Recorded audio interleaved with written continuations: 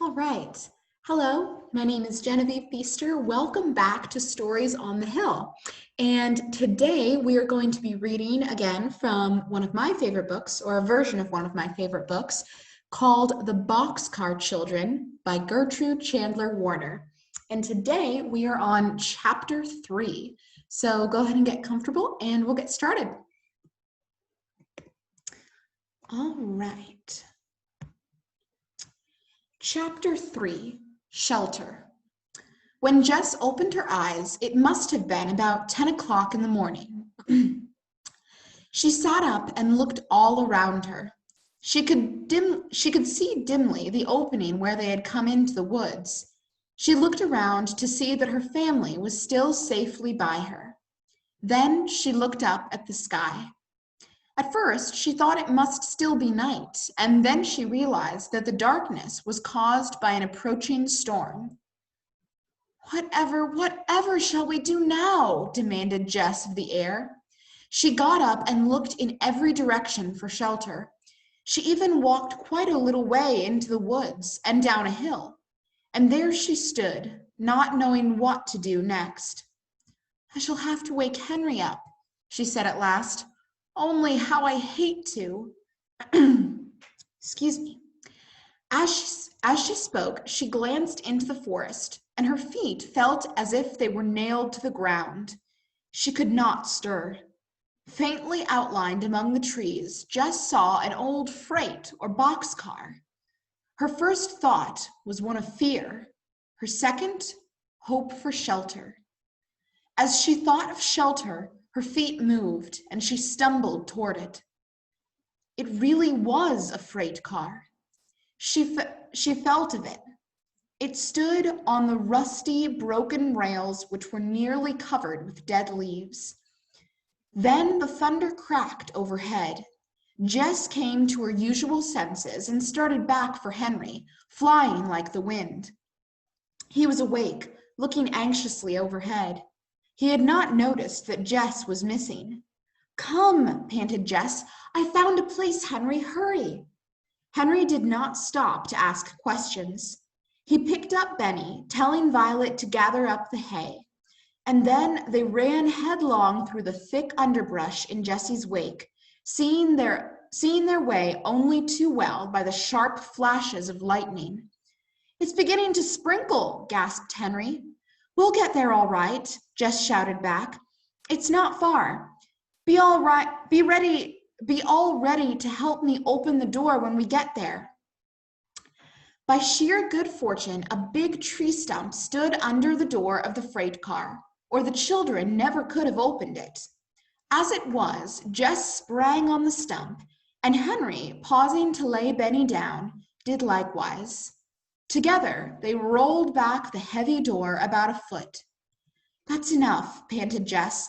I'll get in, and you hand Benny up to me. No, said Henry quietly. I must see first if anyone is in there. It will rain, protested Jess. Nothing will hurt me. But she knew it was useless to argue with Henry, so she hastily groped in the bag for the matches and handed them to her brother. It must be confessed that Jess held her breath while Henry struck one and peered about inside the car. All's well, he reported. Come in, everybody. Violet passed the hay up to her brother and crawled in herself. Then Jess handed Benny up like a package of groceries, and taking one last look at the angry sky and waving trees, she climbed in after him. The two children managed to roll the door back so that the crack was completely closed before the storm broke. But at that very instant, it broke with a vengeance. It seemed to the children that the sky would split, so sharp were the cracks of thunder. But not a drop of rain reached them in their roomy retreat. They could see nothing at all, for the freight car was tightly made, and all outside was nearly as black as night. Through it all, Benny slept on. Presently, the thunder grew fainter and rumbled away down the valley, and the rain spent itself. Only the drip from the trees on the top of the car could be heard. Then Henry ventured to open the door. He knelt on his hands and knees and thrust his head out. The warm sunlight was filtering through the trees, making golden pools of light here and there. The beautiful trees, pines, and white birches and oaks grew thickly around, and the ground was carpeted with flowers and wonderful ferns more than a yard high. But most miraculous of all was a miniature waterfall, small but perfect, where the same little brook fell gracefully over some ledges and danced away down the glen. In an instant, Jess and Violet were looking over Henry's shoulder at the pretty sight. "How different everything looks with the sun shining," exclaimed Jess. "Things will soon be dry at this rate." "It must be about noon," observed Henry, looking at the sun. And as he spoke, the faint echo of mill bells in the distance was heard. "Henry," said Jess sharply, "let's live here." "Live here?" repeated Henry dully. "Yes, why not?" replied Jess. "Nobody uses this car, and it's dry and warm. We're quite far away, and yet we are near enough to a town so we can buy things. And we're near water," added Violet. Jess hugged her sister. "So we are, little mouse," she said, "the most important thing of all." "But," began Henry. "Please, Henry," said Jess excitedly, "I can make this old freight car into the dearest little house with beds and chairs and a table and dishes." "I'd like to live here too," said a determined little voice from the corner, "but I don't want to unless—" "Unless what?" asked Henry, panic-stricken. "Unless I can have my dinner," Benny finished anxiously. "We'll have something to eat right away, old fella," said Henry, thankful it was no worse, for he himself was beginning to see what a cozy home the car really would make. Jess cut the last loaf of bread into 4 pieces, but alas, it was very dry. The children were so hungry that they tore it with their teeth like little dogs, but Benny was nearly crying.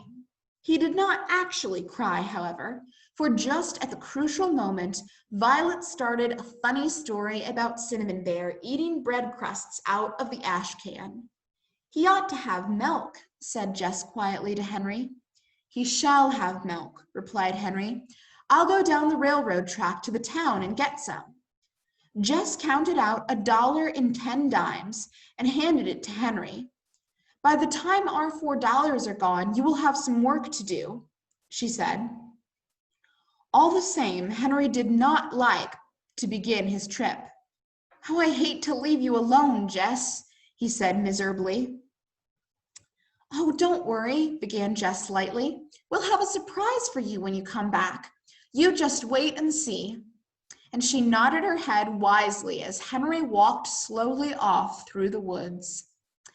The moment he was out of sight, she turned to Benny and Violet. "Now, children," she said, "what do you think we're going to do?